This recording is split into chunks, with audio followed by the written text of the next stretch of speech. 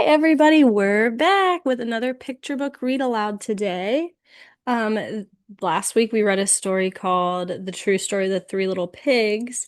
Well, this isn't necessarily a Three Little Pigs story, but it's still a type of fairy tale book. So it's a take on a traditional fairy tale story. I'm curious if you can figure out which story this mirrors. So today we have Federico and the Wolf by Rebecca J. Gomez. All right. I like the pictures. Ooh, my goodness, look at how gorgeous. And the illustrations were done by Elisa Chavari. I hope I'm saying that right. Federico and the Wolf. I don't want to spoil it for you, but just I want you to notice what Federico's wearing, along with the fact that there is a wolf in this story.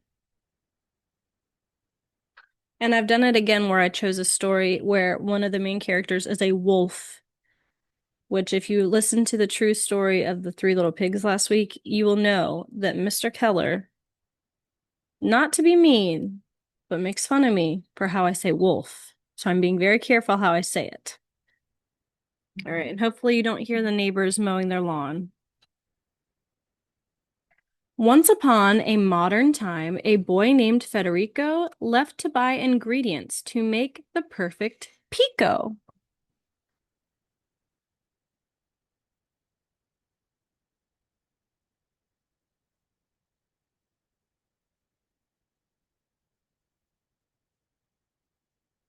Ciudado, called his mamma as he pedaled toward the shops.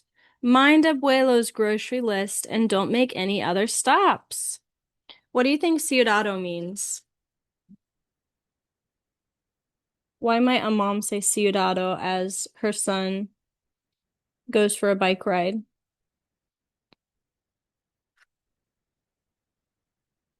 Past the buildings, cars, and cabs, young Federico scurried until he reached the marketplace where the people browsed unhurried.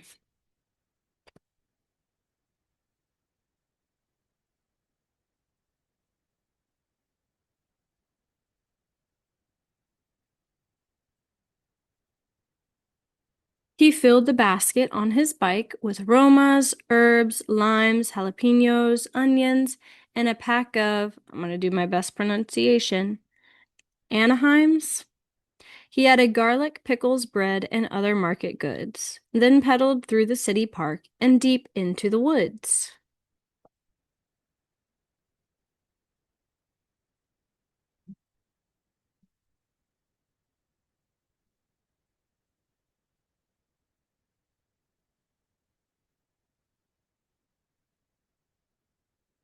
A fallen branch had blocked the path, so Rico stopped his ride. With steady force, he pushed and budged the barrier aside.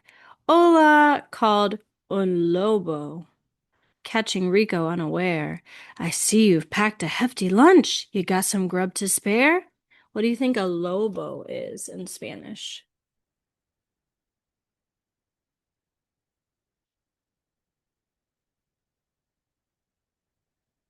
Federico looks a little too happy for me. I think I would not be smiling if that tall of a wolf started talking to me and saying things. Sorry, Lobo, Rico said. I must be on my way. I have to be at Grandpa's shop by 12 o'clock today.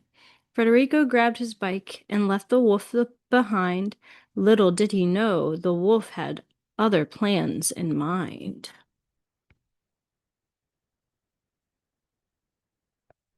Hmm.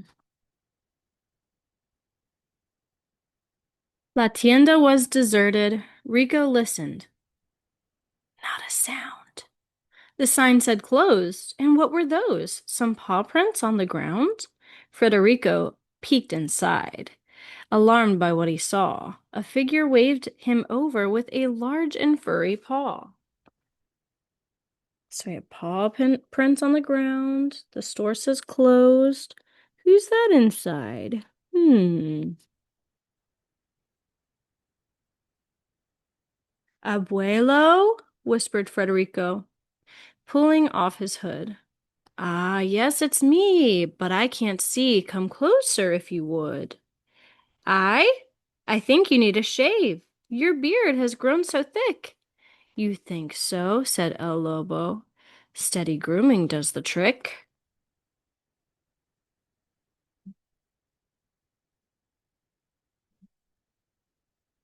Do you think that's his grandpa? Looks suspicious. Your arms have gotten grande. My new workouts made me strong. New dentures, too? They help me chew because they're sharp and long.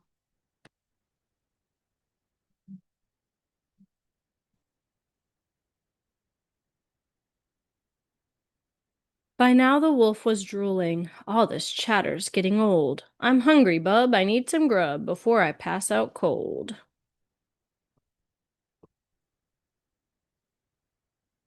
He's slobbering everywhere.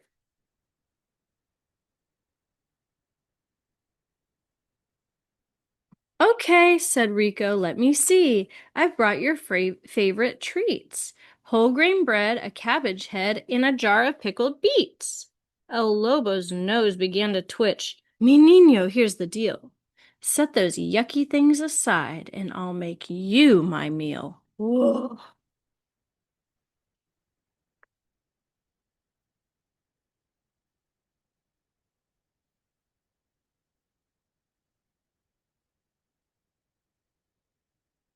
He bounded from La Silla with a grunting, growing shout.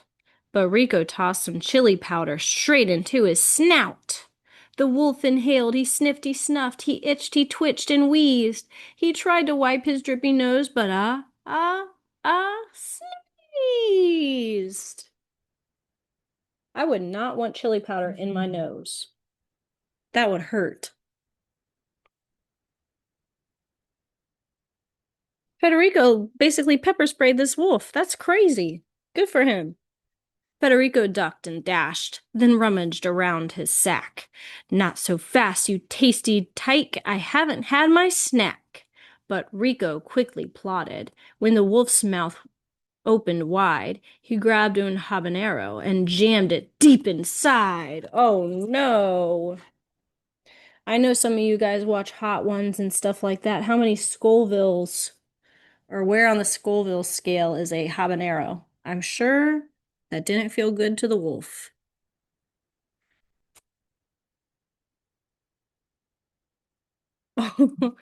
El Lobo gulped. He dragged and gagged and coughed. His ojos blazed bright red. I wonder when you see this picture, will you know what ojos are? Steam was puffing out his ears. I need to dunk my head. He's got big red ojos.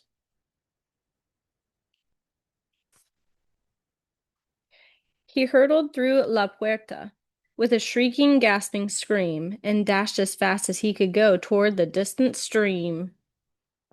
I love Federico's face. He is so unfazed by this wolf. Good for him.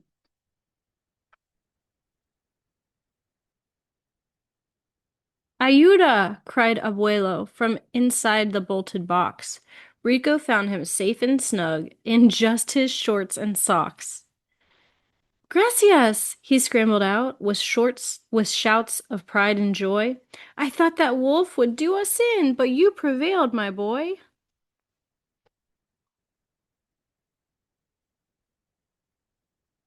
Poor Grandpa.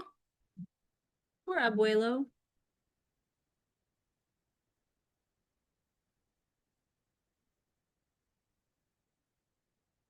They cleaned the mess and Gramps got dressed, then shared a bit of lunch. How about we make a sauce that packs a special punch?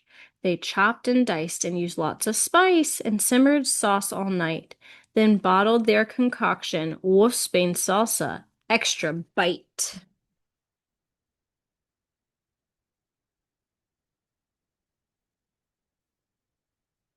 Love it.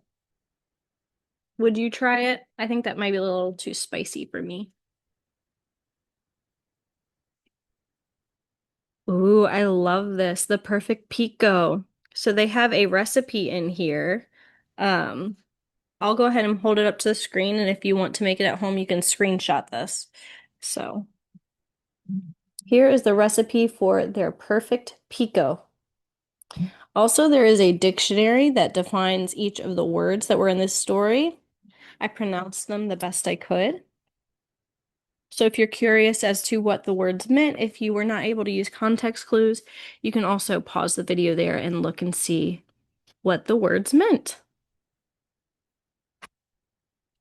All right, and that beautiful illustration again in the back, as well as that marketplace. All right, I hope you enjoyed Federico and the Wolf today. Were you able to figure out what this story is a version of, what the original story is? Which fairy tale is Federico and the Wolf most like? If you have a good guess, I would love to read it in the comments. Let's see who can get it right. All right, I hope you have a great day. Thanks for joining me again, and I'll see you next time. Have a great summer. Bye.